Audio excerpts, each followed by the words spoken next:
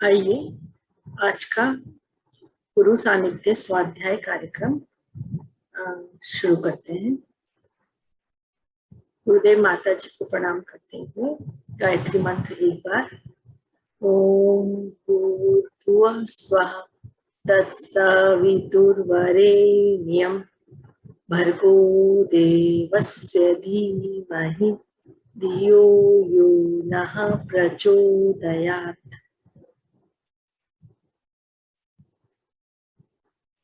पिछली बार हमने जहाँ से रुका था वहीं से हम आरंभ करते हैं। कई बार अकारण ही व्यर्थ की चिंताएं होती हैं। हम मन के हारे हार है, मन के जीते जीत पुस्तक का अध्ययन कर रहे हैं। कई बार अकारण ही व्यर्थ की चिंताएं होती हैं। उन स्थितियों में भी यही परिवर्तन होने लगते हैं। लंबे समय तक यही स्थिति बनी रहे तो मनुष्य शरीर कई रोगों से आक्रांत हो जाता है। आधुनिक सभ्यता में जीवन क्रम की तेज गतिशीलता और कदम कदम पर प्रतिस्पर्धा की आपिधापी भी मस्तिष्क में मिथ्या आशंकाओं, भय और बुद्धियों को जन्म देती है। वैसी दशा में मस्तिष्क के आदेश से शरीर में वैसी प्रक्रिया होने लगती है जैसे कि वास्तविक संकट के समय होती है। मनोवैज्ञानिकों का कहना है कि इस तरह की प्रतिक्रियाएं अपेक्षाकृत कम तीव्र होती हैं, परंतु वे लंबे समय तक चलती हैं। जब वास्तविक संकट सामने होता है तब तो ये प्रतिक्रियाएं जितनी तेजी से शुरू होती हैं उतनी ही तेजी से संकट दूर हो जाने पर अपने आप समाप्त हो जाती है। लेकिन वास्तविक और अमूर्त संकट से उत्पन्न प्रक्रिया भले ही तीव्र न हो पर धीमे धीमे शरीर में चलती जाती है तथा उससे शरीर को नुकसान पहुंचता है। उदाहरण के लिए वास्तविक संकट उत्पन्न होने के कारण हृदय की गति बढ़ जाती है और संकट समाप्त होते ही पुनः वास्तविक स्वाभाविक स्थिति में आ जाती है। किंतु मनोकल्पित आशंका से हृदय गति कुछ तेजी से ही धड़कती है। ऐसी आशंकाओं का कोई आधार नहीं होता नहीं, अतः ये आशंकाएं भी लंबे समय तक चलती रहती हैं और हृदय गति भी निरंतर बढ़ी हुई रहने लगती है, जो शारीरिक व्याधि का रूप धारण कर लेती है। उपरोक्त ढंग से बढ़ी हुई हृदय की गति के रोग को टेकिकार्डिया कहा जाता है। इस प्रकार संकट के समय मस्तिष्क रक्त प्रवाह को आमाशय से हटाकर ऊपरी मांसपेशियों की ओर मोड़ देता है। ऐसी क्षणों में घबराहट से ही जी मिचलाने लगता है और उबकाई आने लगती है। यह प्रक्रिया मिथ्या भय के कारण भी होती है और अवास्तविक भय के कारण भी यह प्रक्रिया निरंतर चलती रहती है। ऐसी स्थिति में वह खट्टी डकारें आने, जी मिचलाने जैसे लक्षण प्रकट होने लगते हैं। यह सब लक्षण रोग के प्रतीत होते हैं और लगता है शरीर स्वास्थ्य से कोई खराबी आ गई है, परंतु वास्तव में इनकी जड़ मन के भीतर होती है। व्यक्ति इस बात को नहीं समझता कि और मानसिक कारणों को यथावत रखते हुए रोग की भी चिंता करने लगता है। जितना ही वह रोग के बारे में सोचता जाता है उतना ही रोग बढ़ता नजर आने लगता है और दोहरी समस्या बन जाती है। इस तरह मानस जन्य रोगों की एक लंबी सूची है और विज्ञान भी यह मानने लगा है कि 65% रोगों का कारण इस तरह की मानसिक अपरिपक्वता ही है। व्यक्तित्व में प्रौढ़ता का अभाव ही मानस जन्य शारीरिक रोगों का कारण बनती है। दूसरे शब्दों में कहा जाए तो निरंतर किन्हीं बातों को लेकर चिंतित रहना, करत सलत शंका कुशंकाएं करते रहना और व्यर्थ के वहम पालना मानवीय मस्तिष्क को अत्यंत तनावग्रस्त कर देते हैं। तनाव का बहुत अधिक बढ़ जाना ही इस तरह के रोगों का कारण बनता है। मनोवैज्ञानिक मानते हैं कि तनाव जीवन का एक अनिवार्य अंग है। परंतु वह सीमा से अधिक हो जाता है तो मस्तिष्क और शरीर पर बुरा प्रभाव डालने लगता है। सिएटल के वॉशिंगटन विश्वविद्यालय में चिकित्सा विभाग के प्रधान डॉक्टर होम्स ने हाल ही में लंबे समय का शोध और अनुसंधान के बाद यह प्रतिपादित किया है कि सक्रिय जीवन व्यतीत करते हुए कोई भी व्यक्ति तनाव से पूर्णतः मुक्त नहीं हो सकता। उनका कहना है कि एक ही तरह की घटनाएं अलग अलग अनुपात में तनाव का कारण बनती हैं। उन्होंने ऐसी विभिन्न घटनाओं की और घटकों की एक लंबी सूची बनाई जिसके कारण मानसिक तनाव उत्पन्न होता तथा उन घटनाओं के लिए अंक निर्धारित किए और कहा कि वर्ष में 200 अंकों से अधिक तनावपूर्ण स्थितियों में स्वास्थ्य के लिए खतरा उत्पन्न हो सकता है। डॉक्टर होम्स ने जीवन साथी की मृत्यु से लेकर रहन सहन में परिवर्तन और यहाँ तक कि सोने की आदतों में बदलाव तक भी तनाव का कारण बताया है। यह बात अलग है कि कौन व्यक्ति इन घटनाओं से कितना तनाव अनुभव करता है। इस तनाव से पूर्णतः छुटकारा नहीं पाया जा सकता और ना ही इसके लिए चिंता करने की कोई आवश्यकता है। परंपरा ने मनुष्य शरीर और मन को इस योग्य बनाया है कि वह दैनिक जीवन में आने वाले तनाव को झेल सके। समस्या उत्पन्न तब होती है जब मनुष्य साधारण घटनाओं को भी आवश्यक से अधिक महत्व देने लगता है। इस स्थिति से बचने का एक ही उपाय है कि मनुष्य अपनी सीमाओं और सामर्थ्यों को सही ढंग से पहचाने तथा उनके अनुसार अपना जीवन क्रम बनाए। प्रसिद्ध मनोवैज्ञानिक और डॉक्टर सोलिए के अनुसार अपनी सामर्थ्य के अनुसार तनाव झेलना स्वास्थ्य के लिए अच्छा ही है, लेकिन सामर्थ्य से अधिक तनाव बढ़ता प्रतीत हो तो डॉक्टर सोलिए ने कहा उनने उसके लिए श्रम को सबसे बड़ा उपचार बताया है। अपने आप को व्यस्त रखना अनेक प्रकार की समस्याओं के साथ मानसिक तनाव से मुक्त होने का भी अचूक उपाय है। महत्वाकांक्षाओं और क्षमताओं से में असामंजस्य भी तनाव की संभावना को बहुत कम कर देता है। अपनी स्थिति से ऊंचा उठने और उन्नति के चरम शिखर को छूने की इच्छा हर किसी में रहती है। निश्चिंतता को ही अपना लक्ष्य बनाना चाहिए, पर उसके लिए अधैर्य या व्याग्रता से काम नहीं लेना चाहिए। सीढ़ी दर सीढ़ी ही लक्ष्य तक पहुंचा जा सकता है। डॉक्टर सोलिए का यह भी कहना है कि तनाव से उत्पन्न शारीरिक व्याधियों से बचने के लिए व्यक्ति का आस्थावान होना भी आवश्यक है। ईश्वर के अस्तित्व को मानने में किसी को आपत्ति भी हो सकती है, पर कम से कम अपने प्रति आस्था तो रखी ही जा सकती है। अपने प्रति आस्थावान रहने के लिए आवश्यक है कि अपना सही मूल्यांकन किया।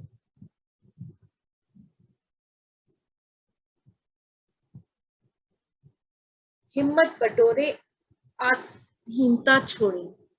यह अगला अध्याय कहते हैं कि हाथी को अन्य प्राणी डील डॉल में उनके वास्तविक आकार प्रकार से कहीं बड़े दिखाई देते हैं। उसकी आंख की बनावट ऐसी होती है कि वह अन्य प्राणियों का आकार कई गुना बड़ा चढ़ा देखता है। इसी कारण हाथी दूसरे प्राणियों से भयभीत रहता है और सामान्यतः एकाएक किसी पर आक्रमण नहीं करता। यह कहावत गलत भी हो सकती है, पर यह सत्य है कि आत्महीनता की ग्रंथि से ग्रस्त व्यक्ति परिस्थितियों को उसी रूप में नहीं देखता जो वास्तव में होती है। अपने प्रति हीनता या अविश्वास का भाव रखने वाले लोग परिस्थितियों को बहुत बड़ा चढ़ाकर देखते हैं और उनसे भयभीत, आतंकित, चिंतित होते रहते हैं। इस मनोविकृति के कारण अधिकांश लोग अपने आप स्वयं ही अपना तिरस्कार करते रहते हैं और उसके अभ्यस्त बन जाते हैं।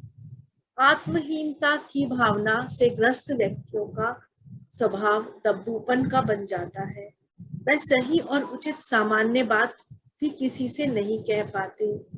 मुंह खोलने से उन्हें डर लग रहता है और जिससे जो कुछ वह कहने जा रहे हैं वह पता नहीं क्या समझ बैठे, रुष्ट ना हो जाए, कहीं झिड़क ना दे।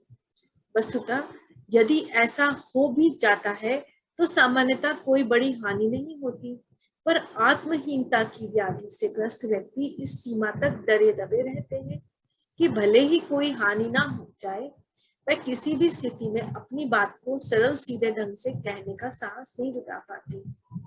आवश्यक होने पर भी कुछ न कह पाने का संकोच बरतने से इस बात की संभावना तो बनी ही रहती है कि गलतफहमियां पैदा हो जाए, व्यवहार में भ्रांतियां जन्म लेने लगे और इस कारण सामने वाला कुछ का कुछ समझकर अप्रत्याशित, अस्वाभाविक, हानिकारक व्यवहार कर बैठे। यह स्थिति मनुष्य को निश्चित ही दयनीय स्थिति में डाल देती है और इसके कोई अन्य कारण दोष ही नहीं है। व्यक्ति का आत्महीनता ग्रस्त स्वभाव स्वयं ही दोषी है। विचारणीय है कि लोगों में आत्महीनता की यह भावना क्यों उत्पन्न होती है। मनःशास्त्री उसके कई कारण बताते हैं। उनके अनुसार बचपन में आवश्यक स्नेह सम्मान न मिल पाना, माता पिता या अभिभावकों की ओर से उपेक्षा उपहास का कारण बनते रहना या अभावग्रस्त स्थिति में समय गुजारते रहना आदि ऐसे कारण जो बचपन में ऐसी परिस्थितियां उत्पन्न करते हैं जिनके कारण बच्चे बड़े होकर भी आत्महीनता की महाव्याधि के शिकार बनते हैं। बीमार, अपंग, मंद बुद्धि, कमजोर बच्चे भी बार बार डांट डपट सुनते हैं। फलतः उनका मन यह मान बैठता है कि उनकी स्थिति दूसरों की अपेक्षा कई गुजरी ही है। भाग्य ही कुछ ऐसा है। पिछड़ी समझी जाने वाली जातियों के स्त्री पुरुष आमतौर पर अपने को दूसरों की तुलना में घटिया अनुभव करते हैं और अपने सोचने विचारने का ढंग इसी स्तर का बना लेते हैं मानो उनको बनाते समय विधाता ने घटिया मिट्टी का ही प्रयोग किया। ऐसी बात नहीं है कि आत्महीनता की यह व्याधि केवल पिछड़े और बचपन में उपेक्षित रहने वाले लोगों में ही पाई जाती है। सभ्य और शिक्षित कहे जाने वाले लोगों में भी यह व्याधि की लक्षण रूप दब्बूपन की प्रकृति पाई जाती है और वह अपने इस स्वभाव के कारण स्वयं को हे स्थिति में डाल देते हैं। ऐसे व्यक्तियों को सहज ही पहचाना जा सकता है। आत्महीनता की ग्रंथि कारण ही मनुष्य को आलसी, असंतुष्ट, दब्बू, चापलूस तथा बात बात पर खिन्न और शुद्ध होने वाले स्वभाव का बना देती है। उनके कोई भी बगैर ले सकता है, थक सकता है। मन में ऐसा ना करने की बात रहते हुए भी इनकार करने की हिम्मत नहीं होती तो सामने वाला का आग्रह टालते नहीं बनता है।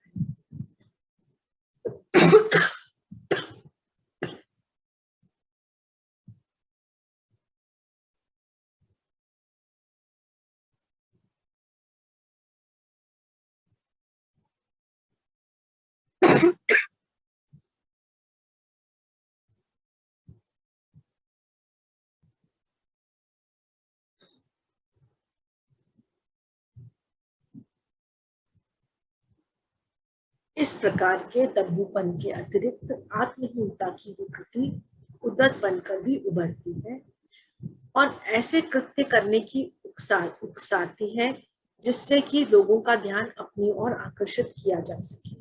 विधिवत साधारण बनने के लिए तो आवश्यक है कि व्यक्तित्व का समग्र निर्माण किया जाए और उसे आत्मविश्वास के से संपन्न बनाया जाए।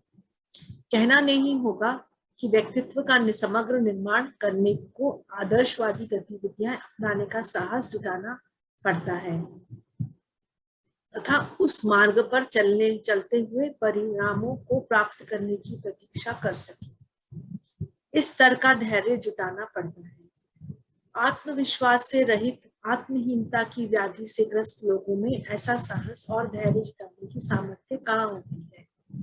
सो यह उद्दत आचरण करके ही लोगों को अपनी ओर आकर्षित करने की रीति अपना लेता है और कई बार आपराधिक गतिविधियां भी अपना लेता है। यो इस तरह की गतिविधियां अपनाने का और अपराध करने में भी हिम्मत की आवश्यकता पड़ती है।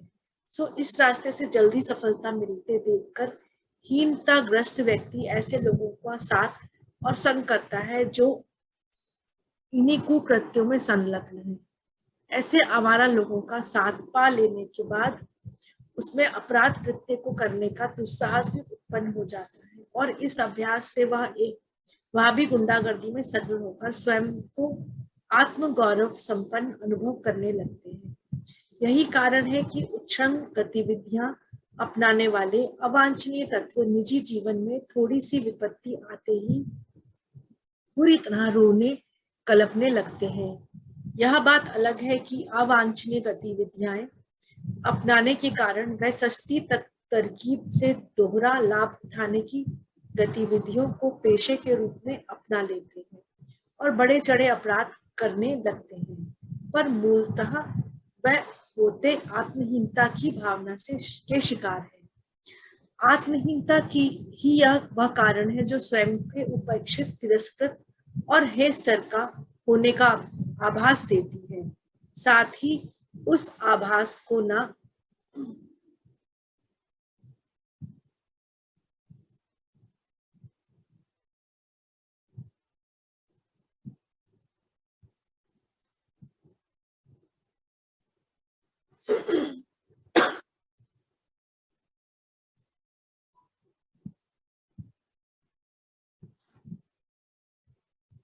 होने देने के लिए अधिक बन ठनकर साज श्रृंगार के द्वारा दूसरे लोगों का ध्यान अपनी ओर आकर्षित करने की प्रवृत्ति अपनाने के लिए प्रेरित करती है, ताकि बहुत से लोगों को अपनी ओर आकर्षित हुआ देखकर हे आभास की व्यथा कम होकर आकर्षित होने का मरहम लगाया जा सके। अधिक बन ठन कर रहने, साज श्रृंगार करने वाले व्यक्ति में निश्चित रूप से अधिकांश ऐसे ही होते हैं जो अपने आप को तिरस्कृत, उपेक्षित एवं हे स्तर का मानते हैं, भले ही वे अपने बारे में बढ़ चढ़कर बातें करते हैं। आत्म संस्तुति से अघाते नहीं, पर मन में बहुत गहराई में यह भावना छिपी दबी रहती है। दूसरों के सामने अधिक आकर्षक दिखने, अमीरी का ढोंग रचने और शानो शौकत के लिए अपव्यय करने वाले लोग मूलतः औरों पर अपने बड़े होने का छाप ही छोड़ना चाहते हैं। ऐसे व्यक्ति कम कीमत की मजबूत चीजें खरीदने के स्थान पर महंगी दुकानों से अधिक मूल्य वाली साधारण वस्तुएं खरीदना ज्यादा पसंद करते हैं। इसके पीछे दूसरों पर अपने बड़प्पन का आतंक जमाने के सिवाय दूसरा कोई कारण नहीं। झूठे बड़प्पन की छाप छोड़ने के लिए आमदनी से अधिक खर्च भी उन्हें करना पड़ता है और परिणामतः ऋणी बनना पड़ता है अथवा आर्थिक तंगी का सामना करना पड़ता है। यह तो हुई आत्महीनता की भावना को दबाने, ढकने और उसके लिए अस्वाभाविक आचरण करने वालों की स्थिति। इस मनोव्याधि से ग्रस्त व्यक्तियों में एक दूसरे प्रकार का लक्षण भी पाया जाता है जो आत्मघात, नशेबाजी और मनोवेगों के रूप में देखने को मिलता है। पिछले दिनों अमेरिका के एक मनःशास्त्री प्रोफेसर हाइंज हाफनट ने अपने एक अध्ययन सर्वेक्षण में यह पाया कि आत्महत्याओं, नशीले पदार्थों के सेवन और आत्महीनता के कारण उत्पन्न रोगों में गहन संबंध है। यह रोग या प्रवृत्तियां छूत के रूप की तरह है और परस्पर इस ढंग से संबंध है कि एक व्यक्ति यदि उनके किसी एक वृत्ति का शिकार है तो उसमें दूसरी प्रवृत्ति बढ़ने की बहुत संभावना रहती है। प्रोफेसर हॉफनट का कहना है कि 25 वर्ष की आयु तक की युवतियां सबसे अधिक आत्महत्या का प्रयत्न करते हैं। इसी आयु वर्ग में स्त्रियां पुरुष से दुगनी संख्या में आत्महत्या करती हैं। 25 वर्ष की आयु से ऊपर और 50 वर्ष तक की आयु वाले स्त्री पुरुष भी यह अनुपात लगभग बराबर है। प्रोफेसर हॉफनट और उनके सहयोगियों ने देखा कि जो लोग आत्महत्या करते हैं उनमें से अधिकांश किसी न किसी नशीले पदार्थ का सेवन करते रहे हैं। आत्महत्याओं के पारिवारिक और सामाजिक परिवेश का अध्ययन करने के बाद पाया गया कि उन परिस्थितियों में आत्महत्या करने वाले लोग अपने आप को एकाकी, उपेक्षित और अकेला अनुभव करते थे और उन्हीं परिस्थितियों में ऐसे लोगों की ओर आकर्षित हो जाते थे जो किसी मादक पदार्थ का सेवन करते थे। अमेरिकी और ब्रिटिश वैज्ञानिक सम्मिलित रूप से अपने एक शोध सर्वेक्षण में इस निष्कर्ष पर पहुंचे हैं कि मादक द्रव्यों का आदि शीघ्र ही अपने संपर्क में आने वालों नए व्यक्ति को अपने जैसा ही बना लेता है। मजे की बात तो यह है कि स्वयं को एकाकी, उपेक्षित और अकेला अनुभव करने वाला व्यक्ति भी नशेबाजी की ओर जल्दी आकर्षित होता है और उस परिवेश में अपने को सुरक्षित अनुभव करने लगता है तथा आत्मविस्मरण के गहन अंधकार में डूब जाता है। यह भी देखा गया है कि मादक पदार्थों की ओर प्रायः ऐसे युवक युवतियां ही अधिक आकर्षित होते हैं जिन्हें माता पिता से भरपूर स्नेह नहीं मिला है अथवा जो उपेक्षित रहे हैं। बचपन में इस प्रकार उपेक्षित रहने वाले व्यक्तियों में चिंताजनक रूप से आत्महीनता की भावना पाई जाती है। प्रायः यही लोग जीवन में पथभ्रष्ट होते हैं।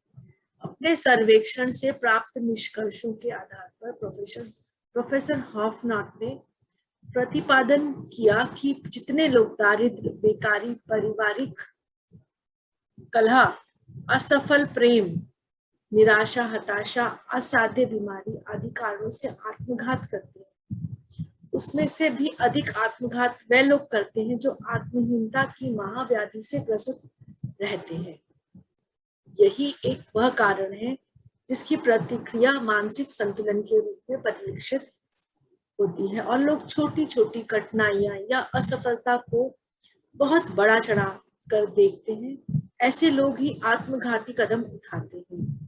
वरना शास्त्रियों के अनुसार आत्महीनता की भावना और भी ना जाने कितने ही आदि व्याधियों की जननी है, अतः इससे छुटकारा पाना ही श्रेयस्कर है। परिस्थितियों को बड़ा चढ़ाकर देखने की आदत और अपने आप को दूसरों के सामने छोटा हीन समझने का स्वभाव आत्महीनता की व्याधि का प्रमुख लक्षण है। इस व्याधि को जड़ मूल से मिटाने का उपचार समझाते हुए मनःशास्त्री कहते हैं कि प्रत्येक व्यक्ति को उचित और अनुचित का अंतर करना आने से लोग अपने आप में इतना साहस संजोए कि जो सही है उसी को अपनाएं और जो गलत है उसे स्पष्ट इनकार कर सके। सहमत होना और हाँ कहना अच्छी बात है, पर वह भी इतनी अच्छी बात नहीं है कि यदि कोई बात अनुचित लग रही है और अनुचित लगने के पर्याप्त कारण है तो भी हाँ किया ही जाए और सहमत हुआ ही जाए।